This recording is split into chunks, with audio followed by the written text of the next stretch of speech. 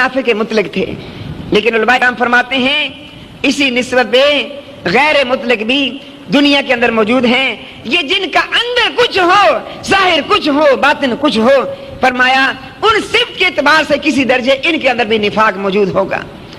اور یاد رکھیں نماز کے اندر اللہ نے وہ تاثیر رکھی ہے، حدیثوں میں آتا ہے کہ جو 40 دن تکبیر اولا کی پابندی کے ساتھ نماز پڑھتا ہے اللہ تعالیٰ 2 پروانے اس کو عطا فرماتے ہیں، ایک پروانہ جہنم سے نجات دے دیتے ہیں اور دوسرا پروانہ اللہ اس کو نفاق سے بری کر دیتے ہیں۔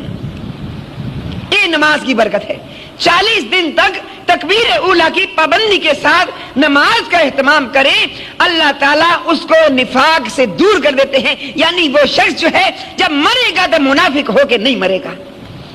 اللہ ہمیں پکا نمازی بنا دے، نماز پنجگانہ باجماعت پڑھنے کی توفیق عطا فرمائے۔ بات طویل ہے، وقت مختصر ہے، میں انشاءاللہ اس کو سمیٹنے کی کوشش کرتا ہوں۔ جبرائیل علیہ السلام سے پوچھا گیا تو عرض کیا سب سے نچلے طبقے میں منافقین رہیں گے اور ان کو سب سے زیادہ سخت عذاب، سب سے شدید عذاب سب سے نچلی جہنم کے اندر ہے جو منافقین کو دیا جائے گا۔ یا اللہ ہمارے اندر سے نفاق کی صفت کو دور کر دے، اس گندگی سے اے اللہ مسلمانوں کو نجات دے دے، اللہ خاتمہ اخلاص کے ساتھ ایمان پہ نصیب فرما دے۔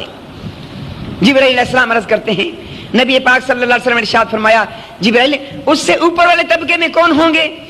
تو جبرائیل علیہ السلام عرض کرتے ہیں اللہ کے رسول صلی اللہ علیہ وسلم دوسرے طبقے کے اوپر مشرکین ہوں گے، اللہ کے ساتھ شرک کرنے والے۔ یاد رکھیں آج امت مسلمہ ایک اجتماعیت اس گناہ کے اندر، اس فعل بند کے اندر مبتلا ہے اور وہ اس کو شرک ہی نہیں سمجھتے، گناہ ہی نہیں سمجھتے۔ یاد رکھیں شرک کی کئی اقسام ہیں، شرک فی العبادت ہے، شرک فی العلم ہے، اللہ کی ذات میں شرک کرنا، اللہ کی صفات میں شرک کرنا، یعنی وہ صفت جو اللہ کی ہے وہ مخلوق کو دے دینا، وہ بات جو اللہ کی خاص صفت ہے وہ مخلوق کو بھی اس کے قابل سمجھنا، یہ اللہ کی ذات کے اندر شرک ہے۔ اللہ کی ذات قرآن کہہ رہا ہے کہو میرے محبوب صلی اللہ علیہ وسلم کہو قل هو اللہ احد، قل هو اللہ احد، کہو وہ اللہ ایک ہے، اکیلا ہے۔ اللہ الصمد، اللہ بے نیاز ہے، لم یلد ولم یولد، نہ وہ کسی سے جنا گیا، یعنی نہ وہ کسی کی اولاد ہے نہ اس کی کوئی اولاد ہے، نہ وہ کسی کا بیٹا ہے نہ اس کا کوئی بیٹا ہے، نہ وہ کسی سے پیدا ہوا نہ اس سے کوئی پیدا ہوا۔ وَلَمْ يَكُنْ لَهُ كُفُوًا أَحَدٌ، وہ اکیلا ہے، اس کی کوئی ہمسری کرنے والا نہیں ہے۔ 2 خدا ہوتے تو نظام دنیا کا بڑا مشکل ہو جاتا۔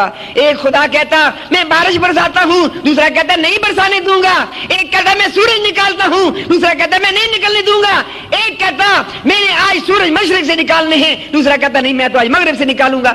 ٹکراؤ ہو جاتا۔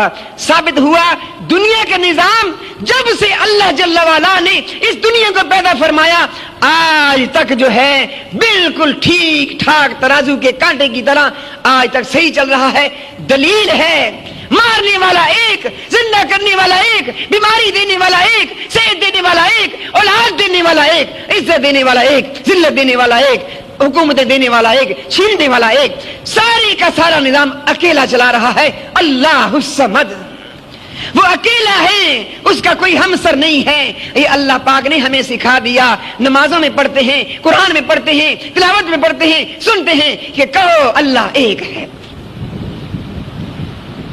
مشرکین دوزخ کے نیچے سے دوسرے طبقے میں، اللہ تبارک و تعالی ہمیں شرک کی گندگی سے اللہ آلودہ ہونے سے بچائے، شرک کی نجاست سے اللہ ہمارے ایمان کو بچائے۔ اس لیے کہ اللہ جل وعلا نے قسم کھا کے ارشاد فرمایا مشرکیوں پر جنت حرام ہے، مشرکیوں پر جنت حرام ہے، جس نے میری ذات و صفات میں دوسرے کو شریک کیا اس کے اوپر جنت حرام ہے۔ اور یاد رکھیں عمل کے اندر بھی نبی پاک صلی اللہ علیہ وسلم نے ارشاد فرما دیا 3 اعمال والے لائے جائیں گے، سخی ہوگا، شہید ہوگا، عالم ہوگا، لیکن کیا ہوگا؟ مخلوق کے اثر لیا ہوگا، مخلوق کے لیے عمل کیا ہوگا۔ تینوں کے بارے میں فرمایا اوندے منہ کھینچ کر جہنم میں ڈال دیا جائے گا. کیوں؟ انہوں نے اتنے اونچے اعمال میں، سخی نے سخاوت میں، عالم نے علم میں، اور اسی طرح شہید نے جہاد میں، جان دینے میں مخلوق کا اثر لیا. لوگ میری تعریف کریں، لوگ زندہ باد کہیں، لوگ مجھے شہید کہیں، لوگ مجھے غازی کہیں، لوگ میری تقریر پہ نعرے لگائیں، لوگ میری تعریف کریں، لوگ مجھے سخی کہیں. یہ اثر لیا، اللہ کے ساتھ اپنے عمل کو شریک کر دیا، مخلوق کو ملا دیا. اس لیے اس کی سزا نبی پاک صلی اللہ علیہ وسلم نے ارشاد فرمایا اوندے منہ ان لوگوں کو جہنم میں ڈالا جائے گا. یا اللہ اس فعل بند سے، اس گناہ عظیم سے ہر مسلمان کو بچنے کی توفیق عطا فرما.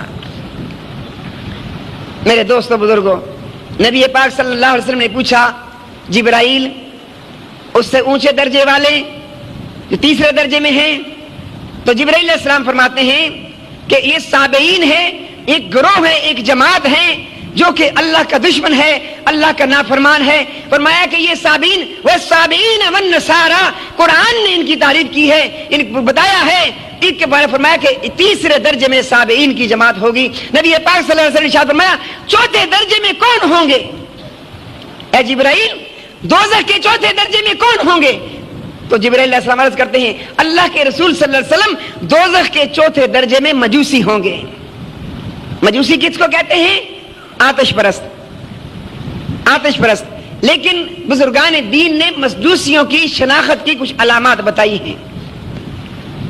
وہ علامات میں عرض کرتا ہوں، سننے کے بعد ہم سب اپنی ذات کی طرف غور کریں اور پھر دیکھیں کہ کہیں ہم ایسا تو نہیں اپنے آپ کو مسلمان کہتے ہیں اور عمل کے اندر مجوسیوں کے مشابہ ہیں کہ جو جہنم کے چوتھے درجے کے اندر ہوں گے.